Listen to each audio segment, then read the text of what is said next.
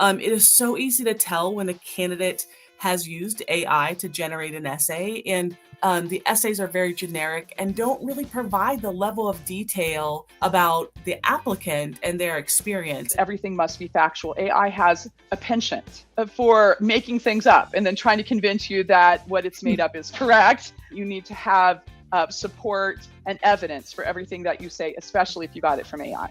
They're not going to know what our triggers are or what perspective or orientation we have as a result of something. So if AI says something like, it was a transformative experience for me, and stops there, any adcom who reads that is going to be like, and? Yeah. Like, okay, first of all, never, ever, ever, ever put proprietary information into AI. I can't say this enough. Never put anything that is research data, is that struggle to keep their own voice, to keep their humanness in their writing. And that's a struggle that everyone is going to have to deal with in the next 5, 10, 20 years, is how do I make sure that I am not homogenized? Hey, MBA hopefuls, great to see you. We're live with MBA Waves, talking all things business and education. We're so happy that you're joining us today. And don't forget to subscribe to our channel for more great content so we can continue to help you on your journey to business school. On today's episode, we have a great guests. We're super excited. This is episode 154, and this is about AI and round 2. And we're bringing a focus on really digging in deep to find out how to use AI ethically for your MBA applications, what AI looks like in the classroom, and the top 3 tips for success in round 2.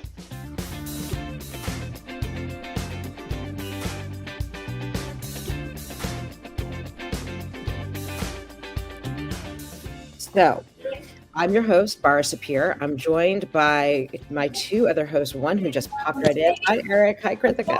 Great to see you all. And we are joined by 2 of our friends and colleagues, Kelly Wilson, who is MBA Admissions Consultant at Accepted.com, and also a former admissions director at Tepper, and also Michelle Kassorla. I hope I'm saying that correctly. You said it right. Awesome. Associate Professor of English at Georgia State University and an AI expert. So a big welcome to both of you. We're really happy to have you join us today. It's great to be here. Thanks a lot. Wonderful. So just to launch right in, I'm going to start with Kelly. Since 2003, we've had a huge shakeup due to the advent of AI tools. And so what ways are you encouraging AI in the MBA applications? Yeah, I think, from the standpoint of the application, my approach is it can be used for sure, but as a starting point, not producing the end result, not writing the essay for you. I think it is so easy to tell when a candidate has used AI to generate an essay. And as consultants, we see it, the admissions committee see it. The essays are very generic and don't really provide the level of detail about the applicant and their experience. And so you really want to be able to dive into kind of what you're thinking and how you may have felt during a situation. And AI just cannot do that for you. I think another way that a candidate could use AI would be doing some school research. Now, there are some limitations, and Michelle may have more expertise in this than I do, so feel free to jump in, Michelle, and help me out if something I say isn't completely the full picture. But my understanding is that, for instance, ChatGPT doesn't have limited access to most websites or real-time data. Browsing has to be turned on, and if it's not turned on, then they have the current version, I think, goes up to 2023. So I think you just have to be aware of what the limitations could be. Another use for AI, I think, in the application process is really around ideation, trying to get a sense of, maybe trying to get a sense of what components of a story should I share when I'm trying to explain an example of a leadership challenge. That may be a really good use of AI. Not necessarily write this for me, but help me kind of, what are the components I need? The last thing I would say that comes to mind quickly for me is understanding career paths. So I am working with a client who's pivoting from consulting to another area, and the best way to, or a better way to understand the path between maybe her short-term and her long-term goals, since this is a pivot for her, is really to do some kind of digging about what is a career path for a typical, role in an organization in a given industry. What does that career path look like? So that may be another really good way to use AI when working on an application. I have to admit, I've been, when we were preparing to do this, a friend came over who's doing a lot of AI artwork. And I have friends here in the Bay Area who are starting to do AI artwork. So I was like, I'm going to try this. I'm going to see what this is. And I've used ChatGPT for, I actually gave a presentation at the Board of Supervisors, and I used Dr. Seuss and the issues that were affecting the county. And I was able to bring it together, like the way that you're talking about, like the ideation and but I created this artwork this past week, and it was so much fun. Yeah. That it's such a powerful tool, but you're right. It has this surface quality, right? The authentic voice, which we're going to be talking about, I believe more, has to be human driven. Yeah, certainly a tool to use, not the answer to all of the work we need to do in working on applications. That was a great start about the AI, and I have a lot to say about it on both sides. And I want to just pivot to Michelle now, who's going to give us the picture on the other side of the classroom, which everyone wants to get in. So, Michelle, how are you using AI in the classroom? So we, my colleague Eugenia Novokshchanova and I have been using AI almost exclusively to teach English Composition 1 and 2 for over a year. And I think we're the only people in the world that were crazy enough to do this, but we found out some really important things about AI and how it can be used and why it should be used and what it can be used for and some of the really great things about it. So the first thing is you can't tell if it's AI. You can't. If someone is using the correct prompting techniques, it's almost impossible to tell if something is AI. There are some really bad prompts. If you put in bad prompts, you end up with garbage in, garbage out. But you really can't tell. So there's 3 ways that our students use AI, just to start out with that. The first way is called write first, and where you write something first and then you use AI to edit it, to look through and as a tutor, make sure that you're doing the right thing.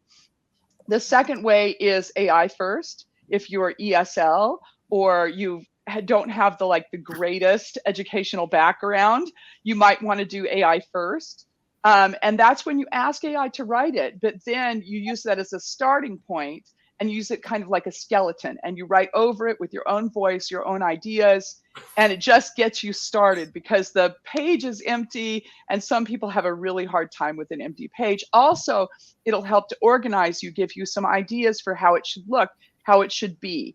So for example, if you've never written a business letter or you've never written a business school application, you might want to start with AI just to see what it's going to do for that business school application, and then write over it with your own voice. And what do I mean by voice? I mean to actually speak it out loud. So read it aloud. If there is a word that you wouldn't use or you don't know, replace it with something you would know. If there's phrasing that you wouldn't use that sounds weird in your mouth, don't use that phrasing. Go in and make it your own and give it your own kind of personal voice, whether it's a business letter or whether it's an application.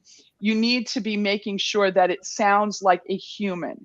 So we tell our students, look, we don't care if you use AI. AI is going to be ubiquitous. It's going to be part of the future. Everyone is going to need to use AI.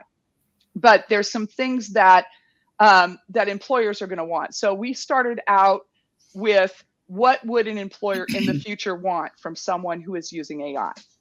The first thing is that they they sound human, that they have an understanding of their audience and the tone that you should use with that specific audience. The second thing is that everything must be factual. AI has a penchant for making things up and then trying to convince you that what it's made up is correct. So you need to fact check everything. You need to have support and evidence for everything that you say, especially if you got it from AI. You need to make sure that you're using it efficiently. There's a whole bunch of different AI tools, and each one of them does something differently. Each one of the general AI tools, for example, ChatGPT, Claude, Gemini, Llama, they all have really good ways that they can help you, and then there's some limitations in each one of those models. So it's good to play with all of them to get some idea of which one is going to work for which. And then of course, yes, there's image generation and using multimodal stuff. Not only image generation, but there's also video generation. You can use, for example, a tool called HeyGen, which will actually create an avatar for you, a realistic avatar, and will actually speak, if you want, with your own voice. You can train it. So these are some crazy things you can do with AI and things that we have our students play with every day. Also, you can make infographics, charts, all kinds of things with AI. So AI is not limited to just text, and it's moving so quickly that it's very hard to stay on top of it. But you should do your best because according to the Microsoft and LinkedIn future work study, they said that something like 70% of employers are looking for people with AI skills. Mm-hmm. You're going to need to know how to use AI. So you must be efficient. You must know how to use your tools. You must be transparent. You must tell people how you used AI, what you used AI for, and why you used AI. That's the really important part, is why you used AI. And you also need to be kind of really thinking about how you're using AI. Be careful about biases. AI is very biased. You don't want to put anything personal or anything proprietary into an AI because it will be shared with the world. And you need to be careful how you are using that information. So when you put something into AI, it's all about prompting. And if you don't know how to prompt, there's some really great prompting classes out there that are for free. For example, Jules White offers a really good prompting class on Coursera that is absolutely free. And you can learn how to prompt AI effectively, and it will really help you understand not only how to prompt, but the capability of the tool. Who is the person on Coursera? Yes, his name's Jules White, and he's at Vanderbilt. Great. Like 3 million people have taken the course. It's crazy. It's a crazy number of people, but it's a really good course. What I noticed when I created what I did, I almost wanted to fact check the image to see where did this image that was an amalgam of different ideas that I put together. Like, I want to make sure, like, where is this coming from that I've now created? Is it really something new, or did it pull something that already existed off of? It's absolutely something new, but it is based on things that are put into the internet. So you have to think of AI this way. I tell my students, okay, so I have a PhD. And to get that PhD, I sat in classes, I read books, I watched videos, I did all kinds of things to get the knowledge that I need in order to lecture to you. Now, when I lecture to you, am I giving you all the references of every piece of information that I got? No, I'm not, because I don't know really even where I got them. There's so much. And AI does something like that. I'm scraping from the information pool that I have. AI has a data pool, and is scraped from all over the internet, from pictures, videos, things that people have written. That's why there's bias, by the way, because there's more people with a certain opinion than there are of other people who have different opinions. So there's going to be some bias. There's going to be some ways that AI is not exactly, it's not human. It is absolutely just like, you know, those those programs that fill out forms for you. AI is like that, but it's a lot more sophisticated. Instead of just having your name and your address and all those things that it would need to fill out a form, it has billions of bits of information. And what it's doing is it says, okay, you want this information? Great. And so it'll pull it together from all of the stuff that it has. And every time it gives you information, it'll be something completely different. It's really remarkable and fun. All right. I'd like to know for myself and also for students, how do they retain their authentic voice? Because Michelle, you started off by saying very specifically, it's almost indistinguishable, right? When you get to a certain level, I would imagine with what you're saying, also the prompts are so sophisticated that you can actually replicate authentic voice, maybe. And so can you really talk about how students would retain their authentic voice? And do you have to go back into it again and again, the way we were also So the authentic voice doesn't come from AI, it actually comes from you. So when you write with AI, what you have to do is you have to rewrite whatever it gives you, because AI will basically give you a pretty general answer. And I mean, if you ask for very specific stuff, it'll give you more specific stuff, but it cannot analyze, it cannot evaluate, it cannot give a human voice. Now, it can do some things that are pretty close to that. For example, the second week after ChatGPT 3 dropped, my high school student who was in the 9th grade had already taught AI to read his own essays and use his style to create new essays. So and so what happens there is you can train it. It's called a mini shot prompt. And so you could put in several things and then ask it to write in that style. So you can do that, but it also may not come out authentic. You always have to fact check. You always have to read. You always have to make sure that it's saying what you want in the way that you want it. And a lot of times it isn't. You just have to rewrite it. So the things that we teach our students to do, for example, is number one, you can brainstorm with AI. You can use AI to get all kinds of ideas. You can get models of things in AI. So I could say, I need to do a business school application with an essay that talks about my experience that grew from working at Wendy's on the weekends when I was 16 to being the head of computer cellular at AT&T. And I need to, so here's my resume, and you can put your resume in there and you can say, give me an essay that talks about all that experience. And then after it gives you that essay, you're going to read through it and you're going to say to yourself, is this how I would say it? Is this the kind of information that I want? Is there something more that I want here? Is there something less that I want here? And you're going to have to go carefully through it and just sift through what you have. But it will give you that initial, essay that'll kind of give you the model for what it should look like when it's done. And you can start to tweak with the details. And that's really helpful. That makes a lot of sense.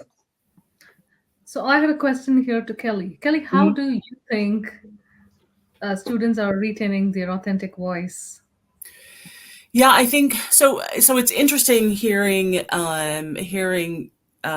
Michelle talk a little bit about what she's doing in the classroom. I mean, it's fascinating, really.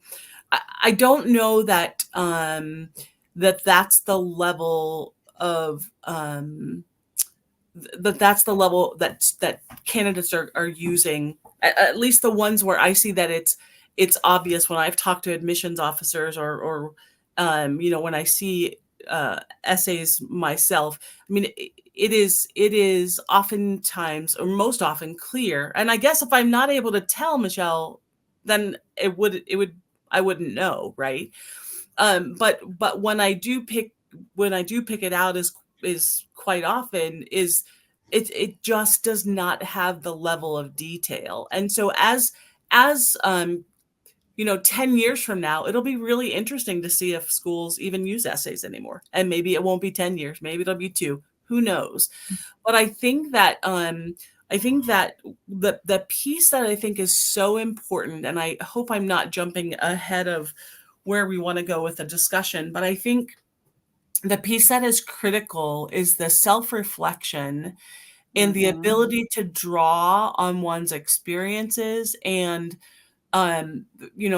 thinking how they've grown and developed. And I think I mentioned that before. I mean, I don't know how AI can get inside your head to get at those types of things. And so, retaining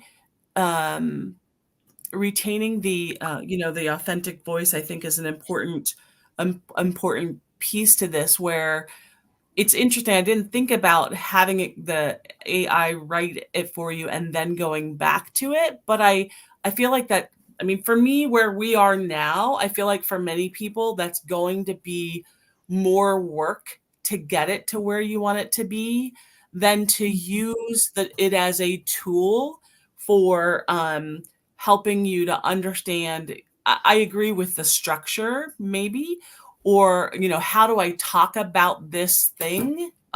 Perhaps, how do I talk about facing a challenge and being able to convey that I, was successful in doing that? That to me is a useful way to use this tool.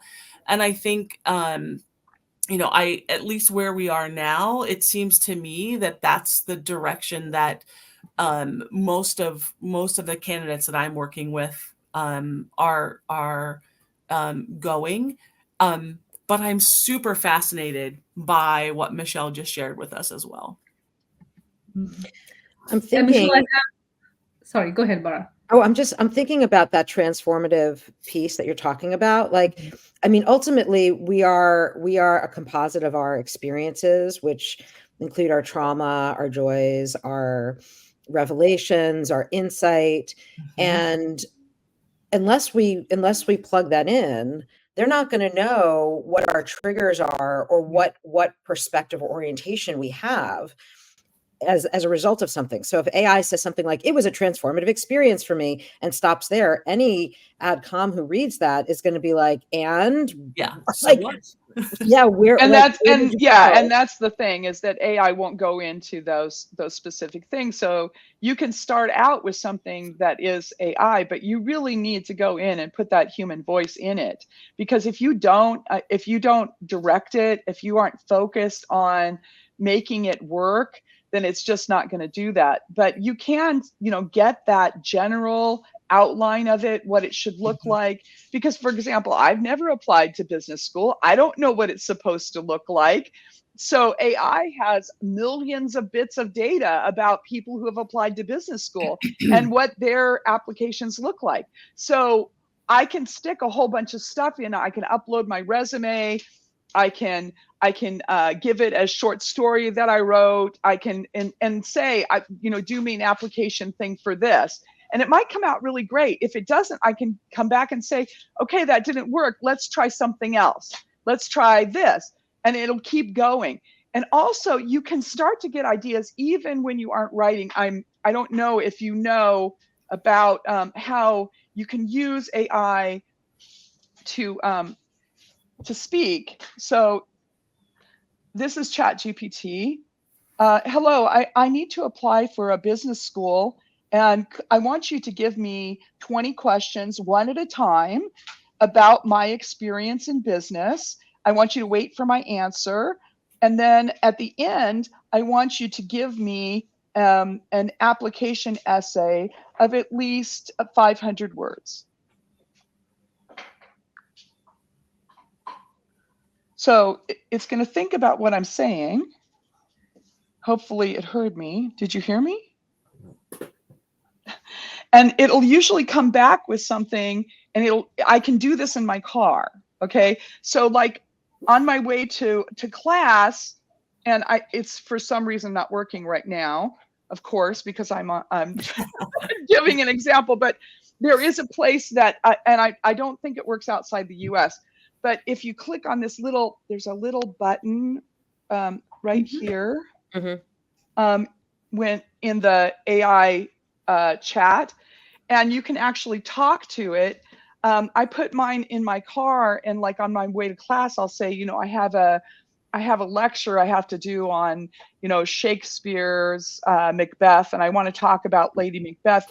Can you give me a 45-minute lesson plan that includes 15 minutes of introduction, 15 minutes of an activity for my students to do, um, a wrap up, and then a takeaway?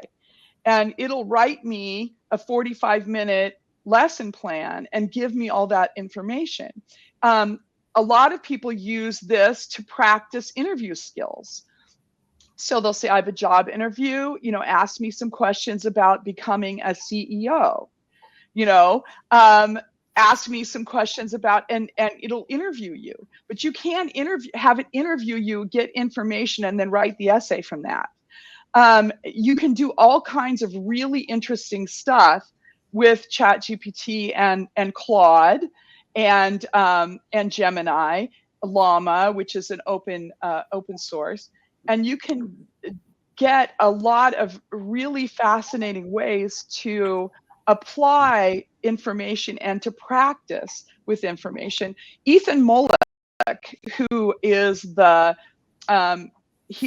think he's the technology director for the Wharton Business School, is really involved in AI. He's very active on LinkedIn. He has some great things that he writes about using AI in business. And if you're looking for someone great to follow, I would follow Ethan Mollick, absolutely.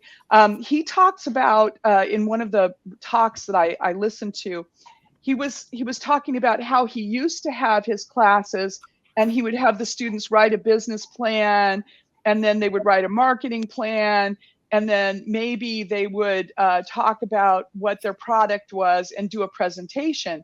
But now he has them create a create a marketing plan, create the thing, go to the makerspace and make an actual object, pitch it actually to someone who might be able to bring that to market, and he'll do that in a quarter, in 10 weeks. And he said he could not have been able to do that without AI. So AI is making people much more efficient, much more able to get a lot of stuff done. But you have to realize it's not just a cheating machine. It's something that you have to talk to, you have to work with, and it's not like Google. So don't ever use AI like Google, okay? You don't say, I want to find out information about A, because you don't want to find facts from AI. AI is very bad with facts. Go to Google for that. But if you want to suss out an idea, this is a great place to do it. AI is a great place to do it because you can go back and forth. There has to be a lot of questioning, a lot of adjusting, a lot of reminding AI what your purpose is. You have to go back and forth with it, kind of like it's a really, really smart but annoying child. So it doesn't really have intellect, but you have to treat it that way, and it's going to be bratty. It will sometimes ignore what you say. It won't do things. You have to keep reminding it to do things. But if you keep doing that, eventually you might get something that's just absolutely amazing. And you have to have the patience to just keep working with it. Thanks so much for that, Michelle. But I have like another question for you here in terms of some of the concerns that we have as admissions consultants on this side of the table. Most of the interactions with AI tools are stored on various different platforms. So there are concerns about data privacy, possible data breaches or leaks, and most importantly, unintentional plagiarism. So you could, like, by mistake, as you said, you could upload a resume and essays and get the feedback and all that, but it is possibly going to live in the world somewhere or other things yet, right? So what do you think are other threats that you're seeing? Okay, first of all, never, ever, ever, ever put proprietary information into AI. I can't say this enough. Never put your name, never put financial information, never put your address, never put anything that is research data. Never do any of that with AI. You can hint at it, even if you anonymize things from research data and you stick it into AI, AI can actually undo that anonymization because it has so much data that it could really just refill out who those people are. It's it's so powerful. So you have to be really careful not to do that unless you have permission from whomever you're working with. So don't make those mistakes, first of all, because that is very bad. You want to make sure that if you do that, you're going to be using a proprietary, maybe an in-house AI system. And there's a lot of ways that people can use APIs and open resources, open AI platforms to create an in-house system that you can use for any of that information. But you have to be really careful with it. Also, AI is very biased. You have to be careful about the biases. And you have to be really careful always about, and it actually is the technical term for this is hallucination. Because AI will hallucinate not only information, but it will hallucinate sources and it will hallucinate entire books. it will make things up. And then if you ask it if it's really exists, it'll say, oh, absolutely it exists. Because you can't, you just absolutely can't trust it. So these are the things you have to be careful with. Also, it's really easy to start thinking that you could use AI to do the writing for you. And when you do that, it's always a mistake. You really have to, we tell our students, this is what you do. You brainstorm with it. You use it as a tutor. We have a tutorial program where you ask AI to serve as a tutor. And as a tutor, it would never give you the answers or rewrite your essay, but go over the essay and give you ideas for ways that it could be better. We have an editing program where we ask it to go in and make minimal changes to something for syntax, grammar, spelling, etc. But then give us a bullet list of everything you change so that we can check it to make sure. And yes, AI is a lot of work. There is no shortcut. So if you're using AI, yes, it can give you great ideas. It can improve the way that you write or speak, especially in English, and especially if you're English as a second language. But you want to make sure that you're checking everything. And we tell everyone absolutely never, ever, ever write about something you don't know with AI. Because if you don't know it and AI hallucinates, you won't know it hallucinated. So you have to be really careful to only write about stuff you know. And we are storytellers. I mean, human beings are storytellers. So you want to be able to tell your story, not have somebody else, some other entity make up a story for you, because it will lack sincerity. So you need to make sure that you have your own story, and that story, yes, you can use AI to edit it. You can use AI to perfect it. You can use AI to get some ideas of how to enhance it. But please don't use AI instead of your great stories, because that will ring very false. I have a couple questions. This is so fascinating. So first of all, to coin the term, to use the term hallucinations, I know that the author has that's the name of his book, but that's very evocative, right? And I do know that, certainly, I think it's called like Dreams of Electric Sheep. There's different kinds of computer programs, which I have a screensaver that is all put in to different people's input, and it constantly changes. But hallucinations, really, that's the word that's used. Yeah, it's really weird that they use that word, but they've been using that word since like the beginning of AI. And I guess the hallucinations were pretty crazy at first, and maybe they've gotten less crazy, but they're still called hallucinations. That's still the technical term. It's interesting. At the same time that different kinds of medicines are becoming legal, we have AI that's kind of creating a bridge. But I'm also curious, like, I think for both of you, for Michelle, how do you grade? Do you ever put your students' essays into the system and then see what the system says about what kind of grade the student would get?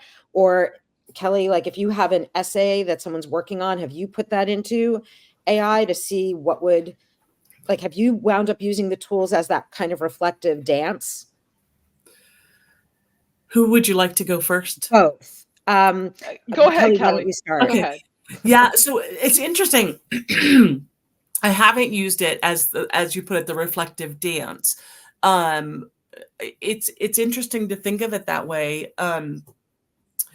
I think one of the things that schools are doing, and I think we are aware of, and perhaps starting to look at as well, is the AI detectors, and trying to get a sense of like how. Oh no, Michelle covered her eyes. I can't wait to hear from her. Just trying to get a sense of how much of this, like, is it 95% or is it 10%? Because I know there's false positives, and so should should that be something that that is just something that we all understand, and that we have a sense of to what extent is this being used, and to what extent is this allowing a candidate to really convey a story that is authentic. And so I have not done what you were describing, though, as the and I forget how you described it, but as the dance. The reflective dance. Yeah. The reflective. I mean, it's it's like one of those mirrors, those in the halls where you just have the mirror that goes, and then you see the same thing. But I would imagine I always do the chorus line with the mirror. Yeah. I mean, I would think also, like what you were saying, Michelle, and we'll get back to the grade, but when you were saying about how when you put information in, it winds up then living in, it's like this constantly amassing data pool that's being reinforced all the time. And I know that at least on some social media channels, friends of mine will say, put your name in ChatGPT and ask it to tell you something that you don't know about yourself, and then just prod it to see like where you come up and what it thinks of you. And it's pretty positive. So it's interesting to think of it as bratty. It's interesting to think. It's very bratty. Very bratty. Michelle, can you comment on the grades and also the okay. So AI detectors are absolutely ineffective. Never use an AI detector. I'm going to tell you right now. First of all, people are going to start getting sued. The suits have already started. The lawsuits have already started about AI detectors because there's paper after paper after paper after paper that show that AI detectors are, first of all, biased against non-native English writers. They're biased against people who have disabilities. They're biased against anyone who has doesn't have a sophisticated use of language. OpenAI quietly shut down its own AI detector because they said that it was so ineffective. Paraphrasing can evade any detector. Also, Claude doesn't show up in AI detectors. So because it's based on a different large language model than ChatGPT, and most of them are based on ChatGPT. So all of these papers, and you can find them on the internet. All you have to do is stick in, AI detectors inefficient. People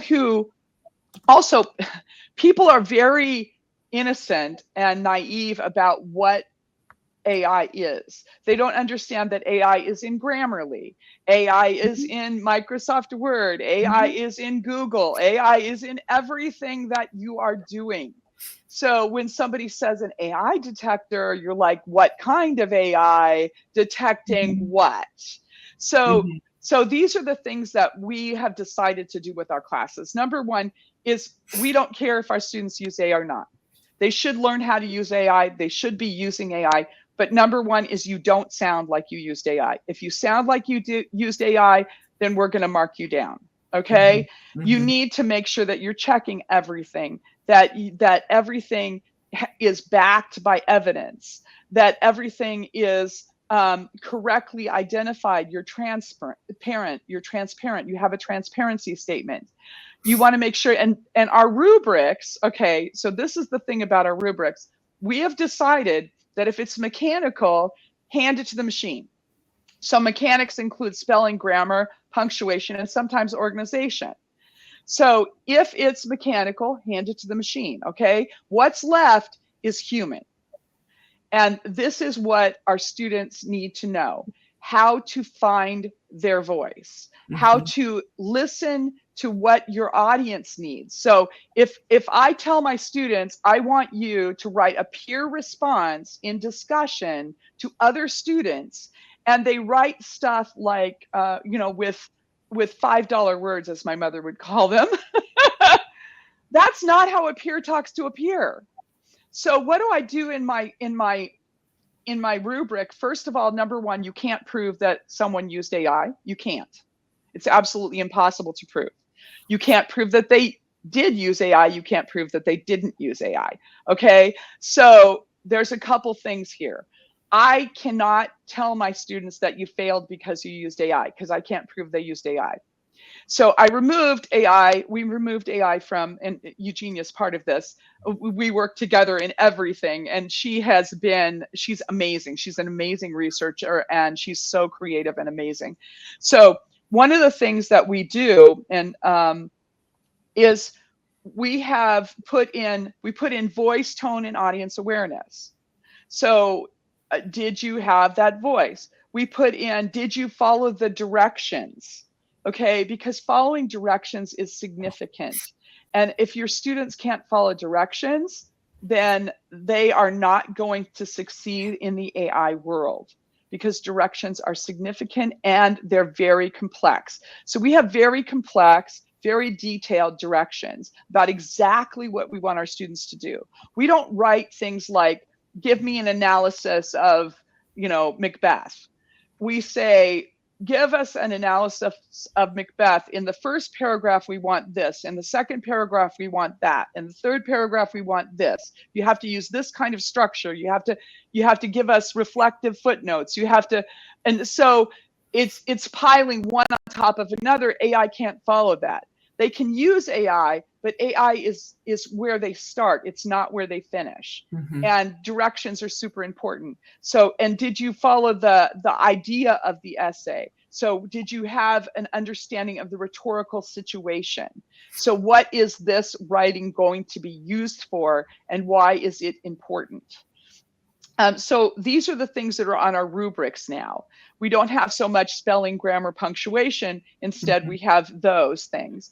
And they don't mention AI. They're just really good ideas of how you write. And that is what is on our rubric, is things that always should have been on the rubric and now are stars on a rubric. Wow. There's so many things that it brought to my mind. One of it is like the image that came to me was like somebody using a Segway to just go faster than somebody else who's probably walking or even riding a bike. The second image that came to me was like a doping image, somebody doping, a doping scandal or something, an athlete doping, right? Mhm. And as you were saying, I was very curious about what is the purpose of using AI? Is it for saving time, money, or effort? And also, like, there are so many hidden costs behind it in terms of environmental costs and other things, which probably right now a lot of us don't bring it into consideration. So I'm just curious about like what is the purpose of using AI? Like and bringing to the analogies, which analogies do you think it fits, especially with respect to say MBA application side? Okay, so when we use AI, the reason we use AI is because it levels the playing field. So there's some students who will never be fantastic writers. They didn't have a privileged education. They didn't have, they weren't speaking English from the time that they were young. They maybe they were ill for a couple of years, or they have a disability. Those students have been cycling back and forth with the same information in writing classes since middle school. Nothing new. And they're not getting any better. So we have 15 weeks to make these students good writers. And we have in our English 1102 class, we have 15 weeks to make them researchers. So we use AI to teach how to read. We use AI to teach how to research. We use AI to test thesis statements. We use AI to test ideas. And these students, and all of these are applicable to business. To test ideas, to get ideas for a thesis, for research. So we know that our students are not good readers. We've had a problem with students, even in the Ivy Leagues, reading well since the 80s. So we need to teach our students again how to read. And when Eugenia and I looked into reading research, we discovered the very scary thing that most reading research ends at middle school. Nobody's talking about high school and college with teaching reading. And we significantly need to teach reading to our students. So how do you teach reading? Well, we teach them how to summarize, how to get a condensed summary, how to write a condensed summary, how to use that condensed summary to read something carefully and to get an analysis and an evaluation from it. These are all really important things for business because you're going to be looking through proposals, you're going to be doing research, and you need to be able to compile a lot of information quickly. So these are all really significant to anyone who is going to be succeeding in the next 10, 15, 20 years. You have to be able to be incredibly efficient. And that's what we're teaching. That's what we need AI for. Is to level that playing field and then push those students up into higher level thinking. It's called HOTS, higher level thinking skills. And those are critical thinking skills. And those are things that our students have not been able to do because they've been stuck down here with people saying, oh, first you have to learn how to do subject verb agreement. Then you have to learn how to do prepositions. Okay, what is that going to do to help my student succeed, get into a graduate program and become a business leader? It's not. So how can I speed up the capability of those mechanics and move into those critical thinking skills? And what we found, and we've done the research, we found that there was significant increase in critical thinking skills and in the students' ability to do research and for them to write much more effectively than students who do not use AI. We compared our qualitative and our quantitative, and our quantitative was based not only, what we did is we took a rubric that's used for analyzing whether or not someone is doing well in English 1102 before they leave the program. So we use that to evaluate the professor and the curriculum. So we use this tool with all of our students who are in our classes that are AI, and we compared them to students who were not in AI classes. And then we took the same tool and we compared the students that we have now in our AI classes to students we had in the past before there was AI, so that we could also adjust for our teaching. And what we found was there were significant advantages. And it really helped our students to be much better critical thinkers, much better readers, and much better writers. I think I'm going to send you a demo of my product, Michelle. I created a speed reading platform. And a lot of what you're saying really just, we are talking, my team is talking, how do we incorporate AI into this? Like teaching students to read better, more comprehensively, faster. Like the only thing that really stops us is our eyes, but it really buys you more time for critical thinking. Right. So yeah, I'm sending you a demo. That's what our students said. They said that they had much more time to think about stuff. Yeah. And actually we were teaching research, And our students kept saying that this helped their creative writing. And we were like, creative writing? We're not teaching creative writing. We kept reading their essays and going, what? Because we have them reflect on everything they've done in the class. And yeah, we found out that they believed that researching in such a creative way was really opening them up. And they were having a whole bunch of new ideas, great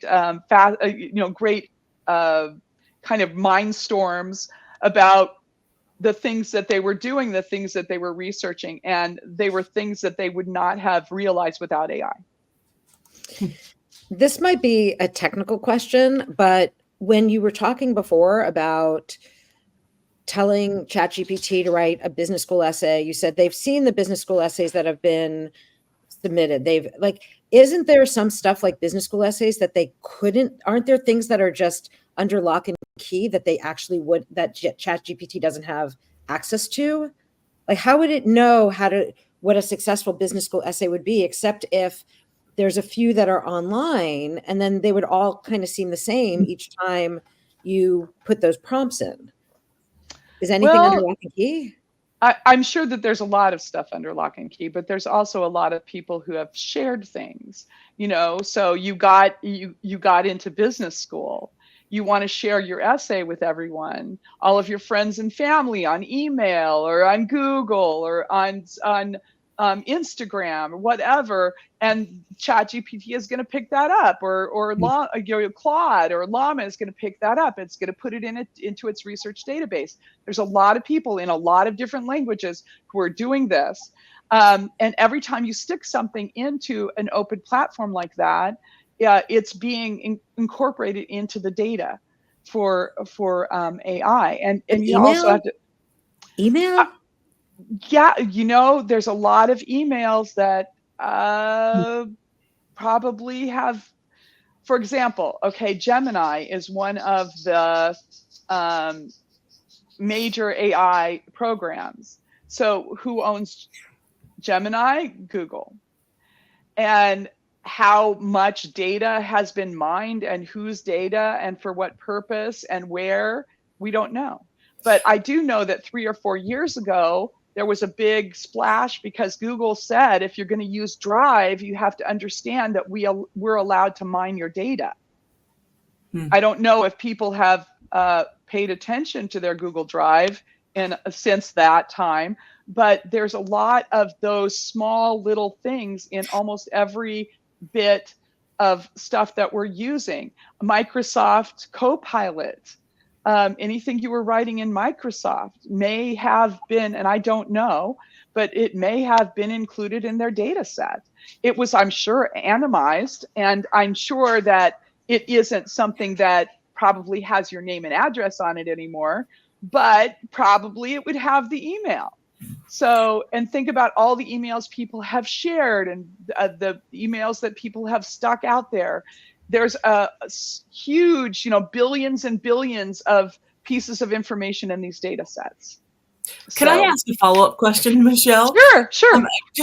Sorry, my dog is attacking me. Just 1 second. No. Okay. Sorry. It's fascinating.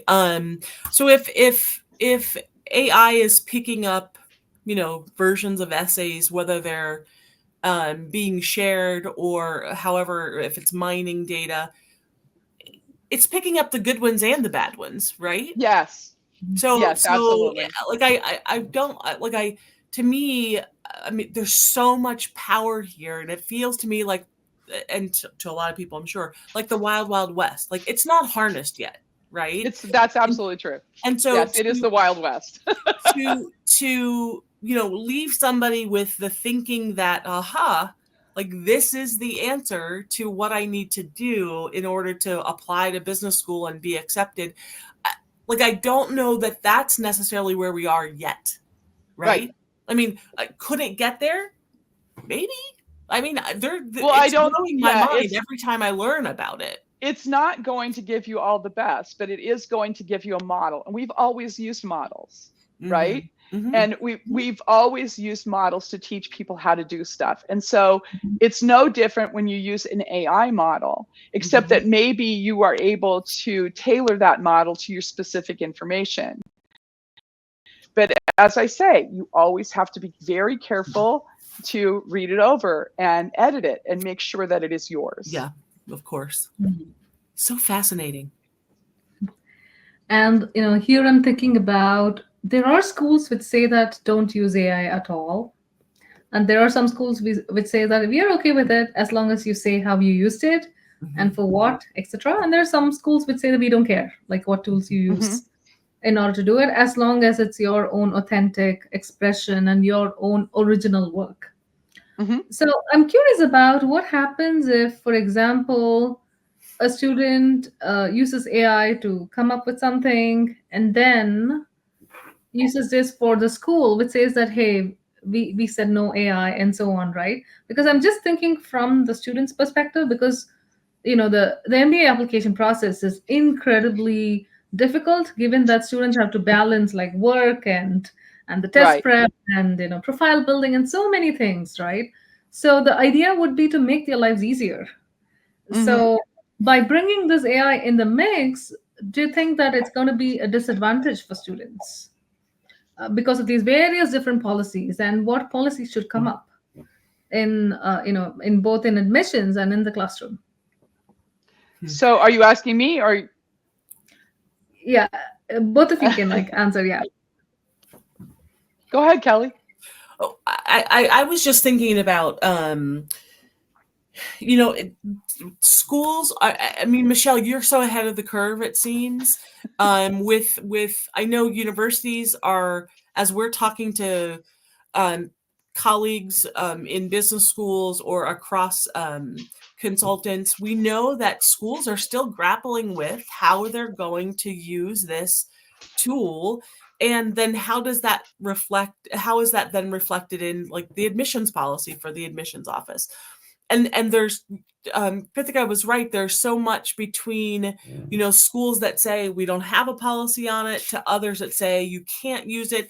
And so when you slapped your head whenever I said something about AI detection, it's not because it's not an aha, gotcha. It's a first for myself. It's fascinating that it even does that.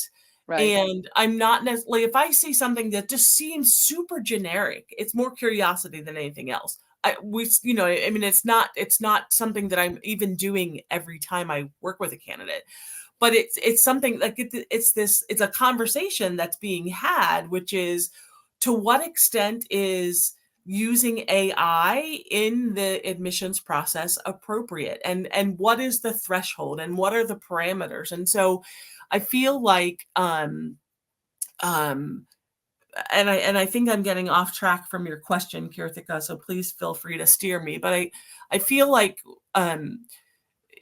business schools are finding their way at this time, and there have been some that have created a framework. There are others that are working on it now.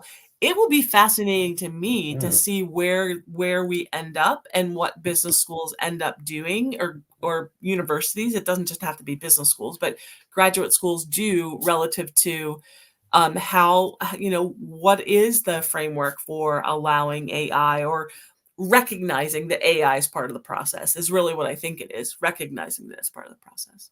And I think that recognizing it is something that has to be talked about, because people are not going to be able to tell. If somebody's using AI appropriately, you can't tell that they used AI. So if someone says no AI, well, heck, like, how could you tell? And then how could you prove it? You can't. Yeah. So this is the situation. You can say no AI, but it's not going to really be something that that the business school is going to be able to have a lot of control over. So let's look at this. Do you want someone coming into a business school who doesn't use AI, who has no idea about this, when it's going to be the charging future of everything in business? Or do you want somebody who really has some knowledge about it, who's researched it, who's worked with it? So these are the kind of questions that business schools are going to have to grapple with. Yeah. and the way that we've looked at it is what is going to serve our students best.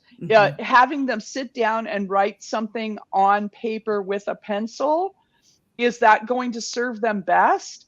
Or learning to use AI appropriately, ethically, responsibly, and transparently? These are the things that we have grappled with in our courses, and we think that we have come up with the answer, which is we have to teach students how to use this, because the students who don't know how to use it are the ones who are going to be cheating, and the students who do know how to use it are going to be the ones who are going to be excelling. And I did not mean to get no, you're not absolutely not. No, I meant I wasn't trying to put myself in the business school basket. Just 23 years in business school. Sometimes that's like just my default. Well, that's the purpose of the broadcast, right? It's getting and it can be graduate school in general, but business school specifically. But we know that corporate recruiters want graduates that have AI skills, and I think that that is something, and it's here, and we need to figure out how to harness it. I think the challenge for the admissions office is really being able to use the information that's provided in an application in a fair way to assess the candidate's capabilities, right? Ability to handle the coursework, their ability to be successful. And I think that's really what the challenge is but are they going to be able to, I mean, if somebody is using AI, isn't that important to their capability and their success? Is anybody in 5 years not going to be using AI in business? I totally agree. 100% agree. And I'm not even trying to argue. I'm just saying it. Yeah, no, I'm right there with you. But I think where we are at this point in time is just like, how do we do what it is that we need to do from the admissions office standpoint, and then from as consultants, how do we help prepare applicants to put together their best story and in a way that allows them to stand out from other applicants and to keep their humanity. I'm sorry. And to keep their humanity. This is so important. Absolutely. And that's the thing that our students write about when they're writing their reflections, is that struggle to keep their own voice, to keep their humanness in their writing. And that's a struggle that everyone is going to have to deal with in the next 5, 10, 20 years, is how do I make sure that I am not homogenized by AI? And that I can tell my story, that my story is unique, and that I can find the uniqueness of my story to share. Yeah, agreed. I got to tell you, I watched the movie AI not that long ago, and it has stood up, and it was amazing to watch it from the perspective that we're living with AI in a different way than when that movie was actually created decades ago. I don't remember the exact date of it, but it was really remarkable in coming to it on this side of the bookend of where we are now. So I definitely recommend viewers to watch that if they have any free time. I mean, you will now have more free time, because if you use AI, then you'll be gaining some time.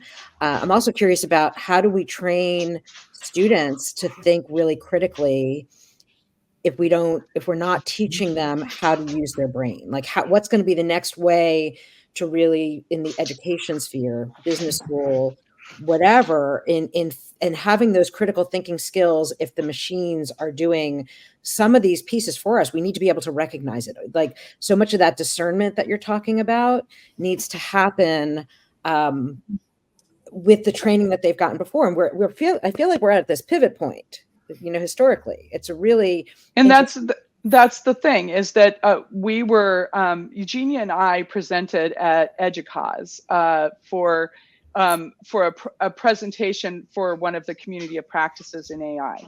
So they asked us, how can you teach critical thinking skills with AI? And our answer was, you can't teach critical thinking skills without AI. And the problem is that our students are taught, and our faculty are taught actually too, that argument is the highest form of critical thinking skills.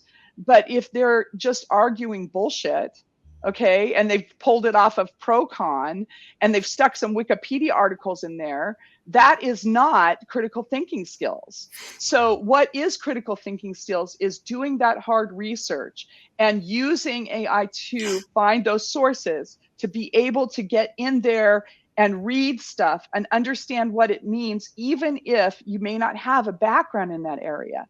Using AI to adjust the reading level. We tell our students, you go into an article, if you don't understand it, ask AI to summarize it as if you're in 6th grade. Then once you understand that, to summarize it as if you're in 9th grade. And then finally, try reading the article just directly. And each iteration, you'll learn more and more and more. Before, when I was teaching this, before AI, I used to tell my students, go into the children's library and find this book in the children's library and read about it, because children, they assume, don't know anything, and so they tell them everything. And so nothing is assumed. Well, you can do that right now on your desktop with AI, and you can get a full understanding of topics that may have been beyond you and that you want to understand. So it can help all of us become much better critical thinkers. We are definitely over time, but we're not leaving yet. We're not letting you leave yet. we have to teach our students how to use these tools. They're powerful, and they have a lot of ethical and responsibility issues connected to them. And if we aren't teaching our students how to use them, we're saying, oh, it's a cheating machine, we have to stay away from it, it's dangerous, and a lot of our students are afraid of AI. They're scared to death of it. And they don't, because nobody has taught them how to use it. And this is ridiculous. We need to take this tool. I always tell people, a lot of people, when something's new, they run away from it. When something's new, I run towards it screaming. And and all of us need to be running towards it screaming and playing with it. There's nothing that you can hurt with it. Just start playing with it. See what it can do. One of the people I follow on LinkedIn, I wish I knew which person, I think it's Daryl Coxon, wrote this fabulous thing about prompting. And he said, I used to tell my students to talk to AI like it's human, but now I tell my students to talk to AI as if it's a human that they suspect might be a powerful wizard. And so some of the prompts he gave were like amazing. They were like, once you give me the answer, divide yourself into 2 parts and debate it, and tell me what all the pros and cons are about it. Or once you get to a conclusion here, I want you to go 10 years in the future and look back on the answer you gave me. Is it still true? So these are the kinds of things that you can start to play with and get these scenarios. And when you build scenarios, especially in business for a product or a concept, AI can really help you with this stuff. My son is a project director, and he's only 27, but he's a project director for building big data warehouses. He's a project manager, which is a crazy place to be when you're 27 or 28. And I said, what are you doing with AI? And he said, well, we have an enterprise co-pilot that my company lets me put proprietary information in, because we have to sign into it. It doesn't keep our information, it doesn't share it. So he's really sure about the security about it. But what he does with it is fascinating. Like when he's walking around a job site, he'll say, tag cleaning crew, we need to work on this thing. Tag upper level management, we need to consider these ideas. Tag subcontractor. And then at the end of the day, he'll say, give me a report for each one of the tags. Then he sends out an email with a full report at the end of the day. People are like, wow, you're amazing. He's just using AI. And he's using AI very efficiently to save him. He said he's saving 15 hours a week using AI. And on the creative side, you can have Oscar Wilde have a conversation with Shakespeare about. Yes, you can. And you can go to Character AI and play with all of those ideas. Character AI is becoming very popular, and you can go in and have discussions with, you could go talk to Elon Musk or, anyone about your ideas. Of course, character AI, though, is not going to be careful about their data security, like a proprietary, enterprise system that, but you can still play with some general ideas. You have to just be really careful. This is also fascinating, but I just really wanted to get this in terms of, I feel that the admissions process has to change. It cannot be the way that it is right now, especially in terms of even the questions they're asking, the medium or the mode and other things that they're using. And for recommendations, definitely, because whether the applicants use it or not, recommenders are like ready to run to AI to churn out a cookie cutter recommendation form, which doesn't really like reflect any of the abilities of the poor applicant. But so what are some of the changes that we can expect in the MBA applications world, the admissions world, that you would love to see next year? This is to both of you. Yeah, I would just say, some of the things that I think we could see. I agree that the application process will need to change, and it's a good thing to have an evolving process. It'll be interesting to see. I know that many schools have put a lot of weight on the interview.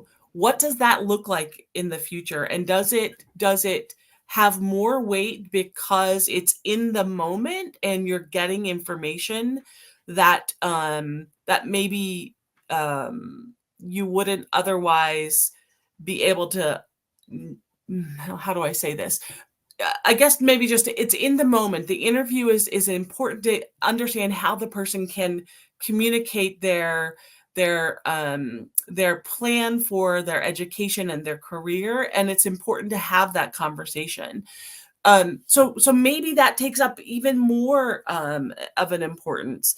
Or is there? I know that there are a couple of schools now that are requiring people that have taken the GMAT to take the now separated analytical writing portion Business writing of the assessment, and so what's going to happen there? And clearly they want to see a sample of writing from the candidate, and that right now happens to be the only way that or one of the only ways that can be done. So it'll be interesting to see how this evolves. I do think that the video essays, we've also seen a greater a rise in, but it'll be interesting to see. I was reading a little bit about the ability for AI to for a tool like Akira Talent, for it to ask follow-up questions with an interview as well. And so what might happen to that? So it's going to be fascinating. I don't know the answer. I just can imagine. And now that I've had this conversation with Michelle, like I'm sure I'm going to be thinking about some things that were never even on my radar. And I just think it's a fascinating time to be part of the work that we do. I don't think anyone can say what's going to happen, but I think that as schools grapple with how to navigate this path, I think the admissions process will change. Some will get it right and some won't get it right. And we'll have to just keep iterating and try to get to a place where we're able to assess, we as schools are able to assess the ability of candidates and their potential for success. I agree that the interview is going to be really important. Unfortunately, though, there's some people who don't interview well, so that's difficult. And they might be brilliant, and they may not interview well. So we need to have something that balances it. A couple of the things that we have found that are really effective. Eugenia Novokshchanova, who is the person I work with, my fellow researcher. She has a specialization in multimodal. So Multimodal is incredibly important. We need to be starting to use multimodal in writing. There should be pictures, there should be videos, there should be infographics, there should be charts and graphs and everything else in with that writing. That writing shouldn't just be writing. Elsevier, which is the major journal publisher, has now, when you write a paper, you're supposed to also submit an infographic about what the paper is about. So this visual understanding of the world, this visual acuity, is becoming very, very important in our culture. It's already important in social media, and it's going to become more important, I think, in business. I think we also really need to pay attention to project-based learning. People should be presenting their projects. They should be showing a business plan that they've written and the product that they brought to market. They should be discussing how they've used their leadership within a specific situation, or even have situational moments brought up into the interview process. So, think quick.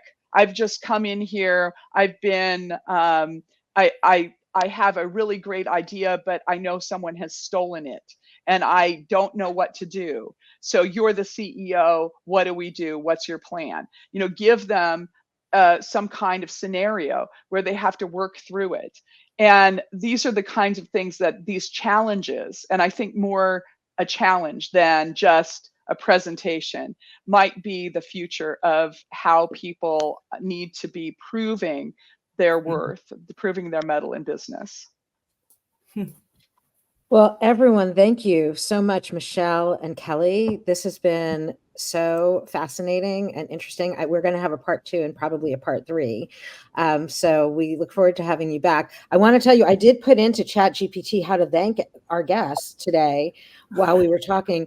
Thank you to our guests for joining us today to explore the fascinating world of AI. Your insights highlighted how AI is transforming industries, including the admissions process for business schools, where it streamlines evaluations and personalizes candidate experiences. It's impressive to see how AI tools, including the platforms we use for this podcast, enhance our ability to connect and share knowledge. We appreciate your time and expertise in making this episode a valuable resource for our listeners. So, thank you so much. This is the personal add-on. It was fantastic. We totally appreciate it. And if you enjoyed our episode, please subscribe to our webcast, our podcast that will be coming out soon, we hope. And you'll see us next week, same time, same place, discussing an important topic on your MBA admissions journey. Thank you so much, Michelle and Kelly, and see you next week. Thank you so much. Bye, thanks.